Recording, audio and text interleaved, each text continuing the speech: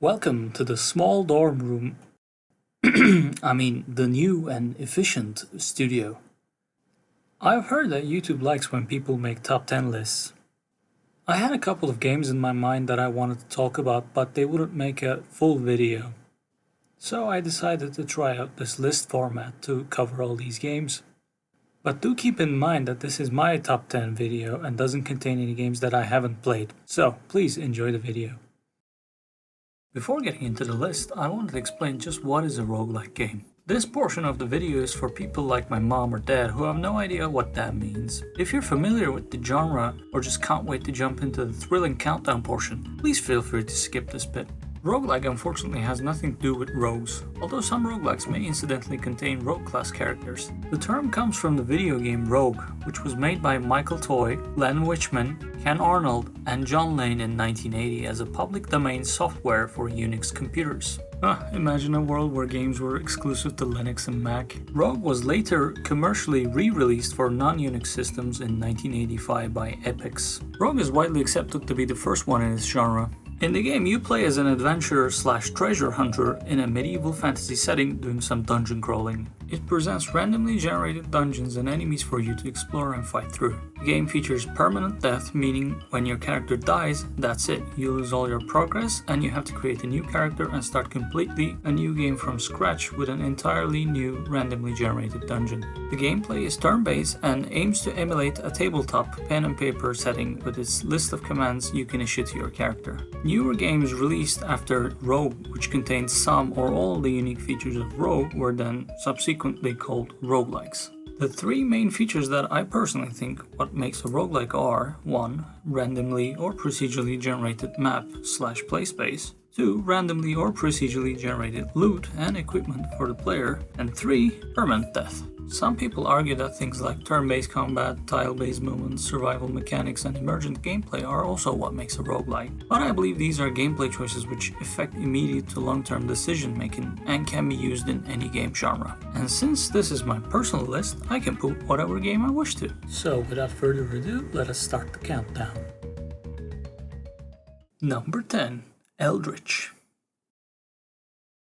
Eldritch is a first-person stealth-action roguelike made by Minor Key Games. The premise is that your character is some sort of explorer trapped inside the Lovecraftian library structure seeking a way out. There are 3 books in the library hall, each a portal to a unique dimension where at the end lies the soul of an old one acting as a key to the exit of the library. Gather all 3 souls in a single run without dying in order to try and escape the library. Your character can hold 2 weapons at a time on their right hand. These can be pistols, daggers, dynamite, or throwable objects like rocks and bottles. On your left hand, you hold 1 magic ability which you pick up from shrines. These can vary from placing down Minecraft-style blocks to jumping much higher, or unlocking locked doors, pushing enemies away with wind, teleporting, and so on.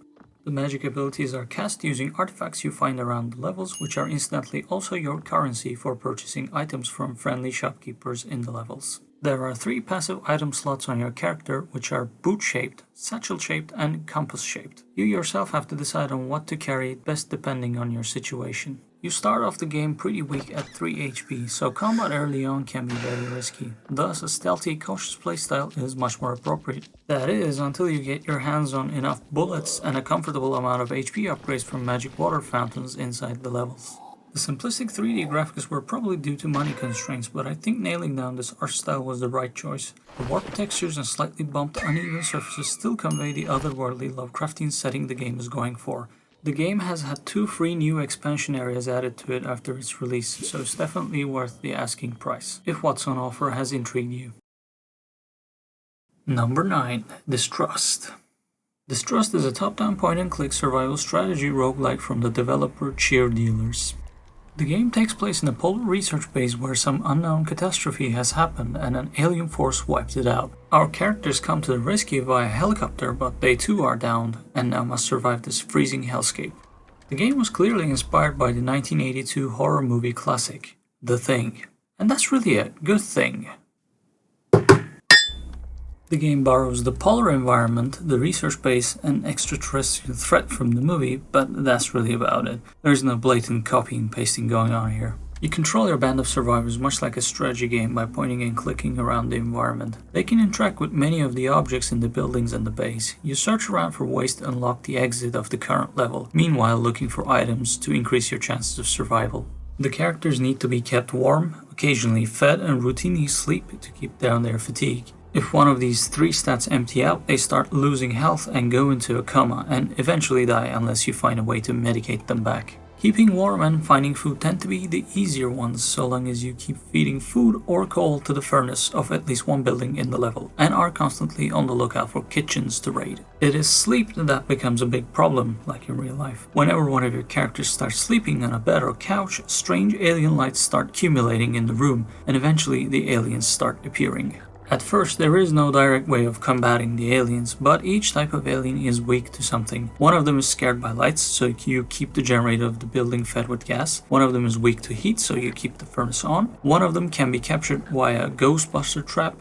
And if all else fails, you can prefer to use your guns and bullets, although they tend to be very rare and hard to come by. And I prefer using bullets to shoot out locks on some locked doors. The game's levels are randomly generated, so no playthrough is exactly the same. There are characters with different stats and abilities to unlock, giving a variety of different play options. Distrust is a unique game in the regard that you don't require any good reflexes or arcade skills to play the game. It can also be conveniently paused by hitting spacebar, so you can take your time to think and strategize. The game is certainly worth checking out for the freezing Arctic research-based theme that it's got going. Number 8. Dungeons of Dreadmore. Dungeons of Dreadmore is perhaps the most faithful adaptation of the term roguelike on this list. It is a top-down turn-based procedurally generated dungeon crawler made by Gaslamp Games. The evil Lord Dreadmore is doing evil things down in his dungeons, and it is up to our chosen hero with the glorious eyebrows to put an end to his evil doings. Before embarking on your quest, you choose from a variety of skill trees. These are essentially your build. There are many fun, quirky skill trees to choose from, like Emomancy, as well as normal practical ones like swords. It is possible to make an impractical or borderline useless build that dies immediately, so it's important to take a decent balance of combat and support skills when starting. You begin the game at the first floor of the dungeon. You don't have an immediate goal other than to reach and kill Dreadmore at the final floor. But that's going to take a while, so you start exploring and killing enemies in the dungeon for XP, gold, and better equipment, and ultimately level up to gain more skills for your skill tree. There are multiple secrets, unique interactable items, and upgrades for your equipment to find, so meticulous searching and clearing of the dungeon floors becomes necessary. Initially, the game may appear very complex, but the menus and the interface are very well designed, and after playing for a couple of hours, I got the hang of things just fine. But the game certainly has a learning curve to cross. The turn-based gameplay allows enough room for the player to breathe and weigh their options and decide which abilities and items to use to handle their current situation. Over time, you get a better handle on how to use your skills, what to level up, what to synergize, how to manage items, and so on. The graphics and the writing of the game are perhaps one of its best strengths. Full of charmful and humorous gags, the game certainly has its own unique take on what an evil lord's dungeon should be. The enemy ranks are chaotically filled with garden gnomes, bats, diggles, malfunctioning robots, bumblebee people, and many more quirky characters. Accompanying the game is an excellent soundtrack which I find myself mumbling every now and then. The game doesn't take itself too seriously and wants everyone playing to have a good fun time doing some dungeon crawling. Certainly worth checking out if you like turn-based RPGs and min-maxing a character. Number 7. Enter the Gungeon. Enter the Gungeon is a top-down roguelike shoot-'em-up from the folks at Dodgeball. The game takes place on a planet with a mysterious dungeon named The Gungeon. The Gungeon traps everyone who enters it in a time loop. Every non-sentient thing that enters is turned into some form of firearm, and the residents of this Gungeon are the Gundead, a race of sentient, alive, but undead bullets and other forms of ammunition. Our heroes come to this cursed place in order to find a gun that can shoot and erase their past. And that's our premise. Needless to say, this game is pretty much whacked up crazy, but the presentation is just majestic. It is gorgeous, meticulously handcrafted pixel art accompanied by a bombastic soundtrack with gunfire and explosions. At times, it's like watching a John Woo movie play out, with desks being thrown around in a room, gunfire knocking off things in the environment, torn book pages flying off in all directions, bullet holes everywhere. It's a treat. Much like all roguelikes, you descend down floors, each with a boss at the end you have to defeat in order to reach the final boss of the dungeon to find the gun that kills the past. On every floor you come across chests with different rarities that hold various qualities of weapons, and these weapons can range from real-life normal weapons to bizarro Mario references. The arsenal available to the player is just insane. Between runs, you spend credits to buy upgrades at the hub area to unlock new weapons and side characters. And ultimately, when you defeat the final boss, you get a fake ending and receive more challenging things to perform to reach the true endings of the game in your future runs. With its superb presentation and action-packed gameplay, Enter the Gungeon is an easy recommendation for players looking for a quality shoot-'em-up roguelike. Number 6. Nuclear Throne. Developed by Vlambeer, Nuclear Throne is also a top-down shoot-'em-up roguelike, but is set in a Mad Max meets Adventure Time sort of post-apocalyptic world. You choose to play as a sentient mutated character thing, which can be a fish, a crystal, a robot, a plant, a thing on steroids, and other things. Your goal is to reach a mythical nuclear throne, for reasons unknown. I suppose it grants you wishes or something. On the way, you must cross multiple zones such as a desert, a scrapyard, or a frozen city with a boss to defeat at the end.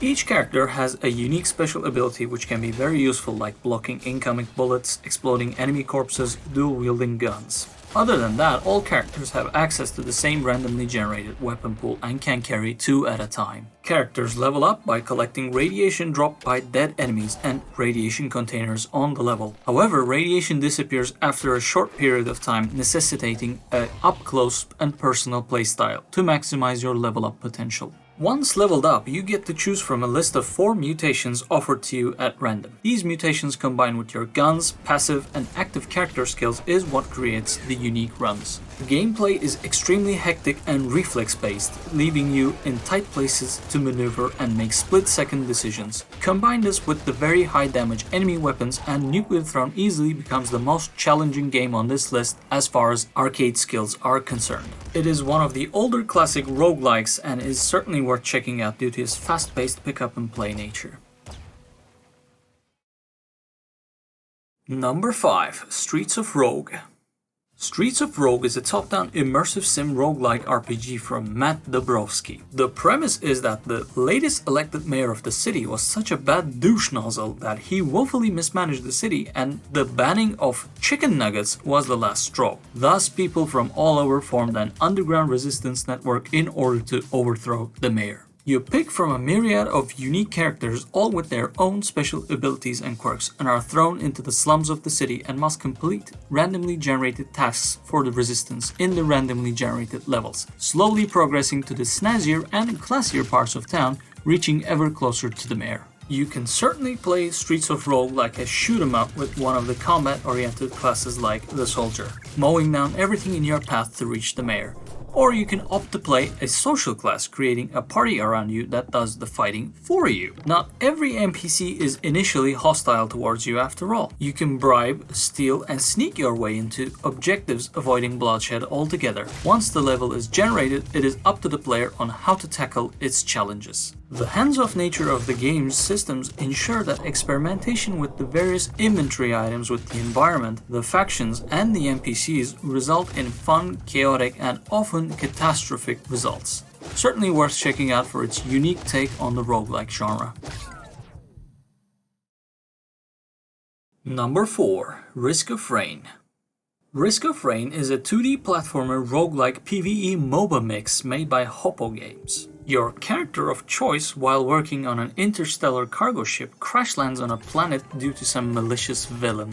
After landing, you quickly realize that the entire planet is out to kill you. Salvaging what you can get from the crash-landed cargo, by paying what the cargo is worth of course, you go through the gauntlet of levels in order to reach the malicious villain at the final level.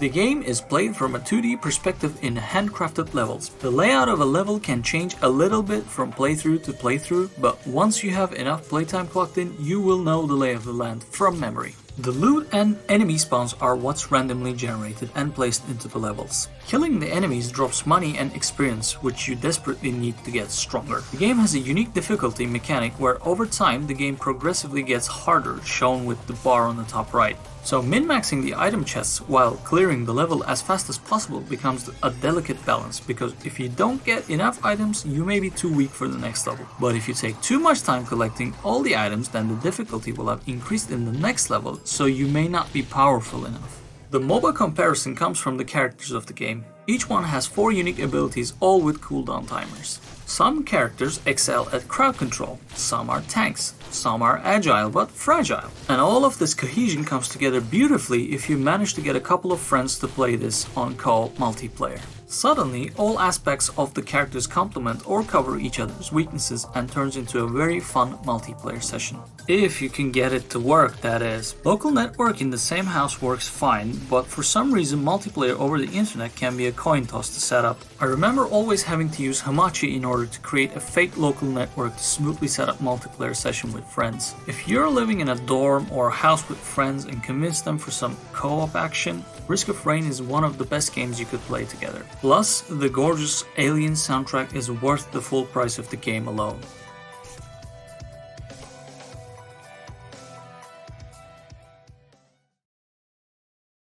Number 3. Spelunky 2.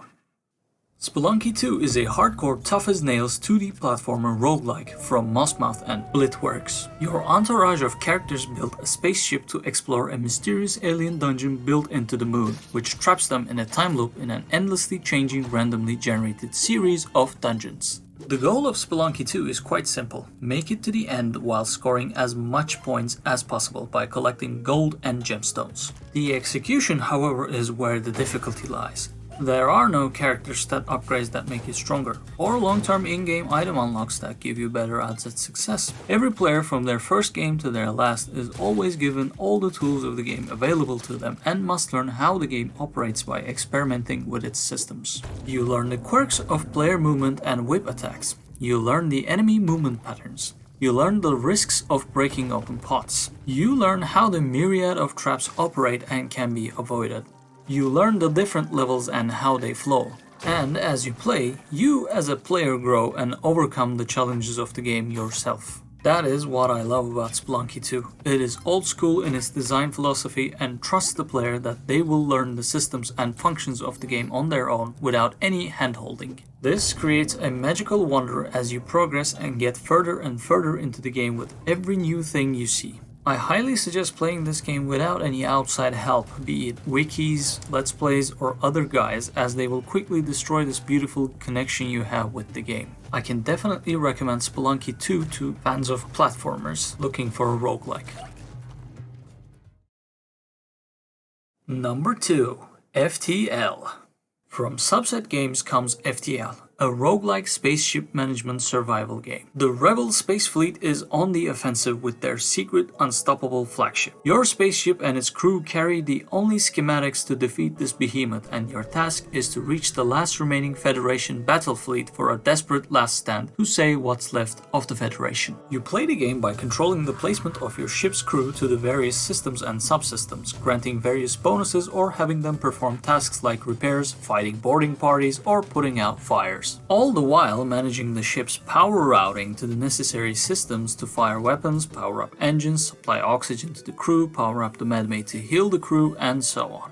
The combat with the enemy ships is surprisingly tactical, with each ship having different systems and subsystems to prioritize to minimize your own hull damage. Each weapon has their own unique role in combat, like missiles being able to fully bypass a ship's shields but requiring a special costly ammunition, or beam weapons being extremely good at damaging a ship's hull but being unable to penetrate even the lightest of shields. You move your spaceship between nodes on a star sector, acting as your randomly generated level. Each node contains a randomly generated event ranging from plain old combat to full-on mini side quests or catastrophic crises events. Meanwhile, with every jump you make, the rebel fleet chasing you comes ever so closer and eventually catches up to you if you take too long to reach the next sector. The game finally culminates with an end boss battle at the last sector against the secret rebel flagship. The randomly generated fights and the very tightly balanced difficulty levels ensures that the players from every skill can enjoy the game. With multiple ships to unlock and sub-variants to experiment with, FTL offers a vast amount of fun content that is easy to recommend to anyone. Here are the honorable mentions which did not make the list. Hades. It won multiple Game of the Year awards and probably deservedly so. A good friend of mine gifted me a copy, and what I've been able to play so far indicates a roguelike that marries the wonderful storytelling abilities of Supergiant Games with a randomly generated dungeon crawl. It no doubt would have made the list if I had more time to play. Crypt of the Necrodancer. This one is one of the most unique takes on roguelikes that I've ever seen. Rhythm-based movement, you must play to the beat of the song while dungeon crawling. I really like the premise and enjoy the game, but I genuinely suck at it too much to be able to comment on anything healthy on the game. I need to get good. Diablo 1.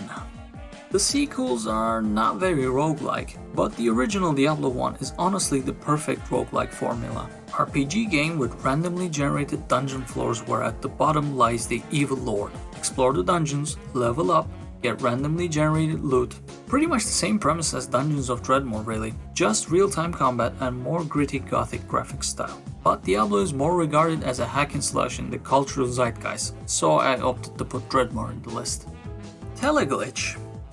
I totally forgot that Teleglitch was a roguelike. I made a full video on it and everything. Just presume that I put it on number 7 along with Into the Gungeon. It's really good. Now on to number 1. The Binding of Isaac Rebirth.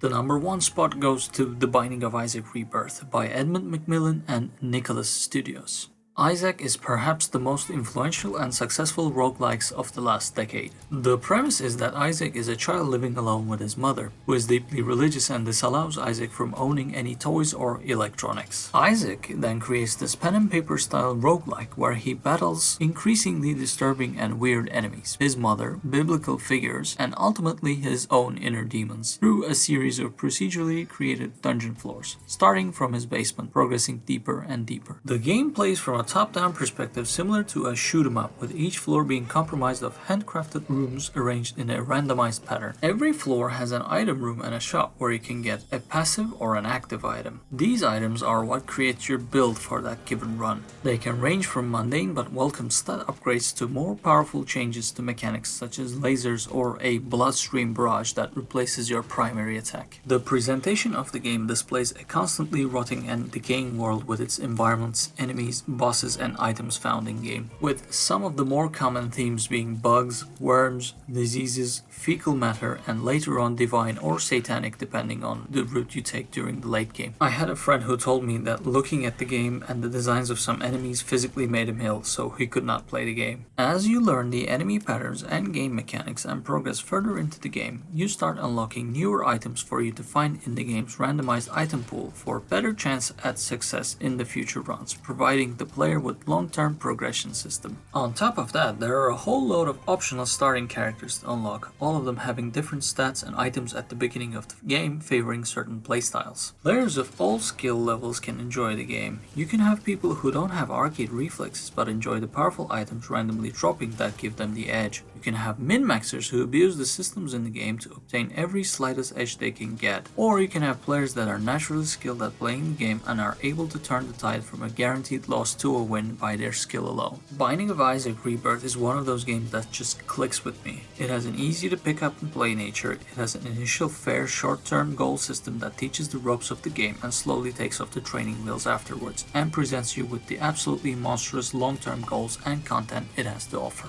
With its last expansion pack now out, there is no better time to get into the Binding of Isaac Rebirth. And that's the list. I hope you enjoyed the video, tried out a new format. If you liked the video, please leave a thumbs up. Comment down below any suggestions you might have. And subscribe for more content from me in the future. Please take care of yourselves and goodbye.